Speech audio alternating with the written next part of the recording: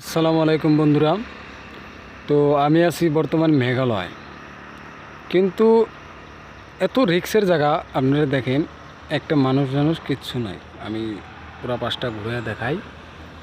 তো এইখানে আমার মাঝখানে আমার গাড়িটার তেল অফ হয়ে গেল।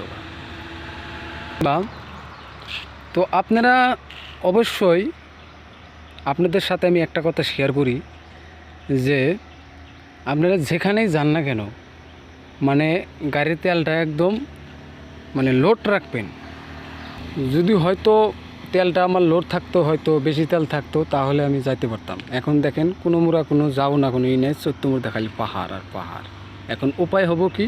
তো গতিকে আপনারা বাইকের তেলটা লোড রাখবেন। এখানে যে কোনো টাইমে হাতি বাড়ায়। তো এখন আমার উপায় যে কি হবো, এটা আল্লাহ মাহবুতে জানে। তো দেখেন, তাই আমি আপনাদের সাথে একটা ভিডিও আমি শেয়ার করলাম। তো সবাই যাই না মনে রাখবেন, যেখানেই বাড়ান না কেন, কিন্তু আপনারা তেল চেক করে বাড়াবেন। কারণ দেখেন আমি কি বিপদের মধ্যে আসছি। এখানে কোনো দোকান নাই, কোনো কিছু নাই। দেখেন কি বিপদটার মধ্যে পড়ে আছি, কীরকম ভয়ানক রাস্তা। খালি গাড়ি যায় আর আহে, কোনো বাড়িঘর নাই, কোনো তেলের ডিবু কিচ্ছু নাই, খালি পাহাড় আর পাহাড় চত্বর দেয়া। তো সবাই ভিডিওটা লাইক করবে।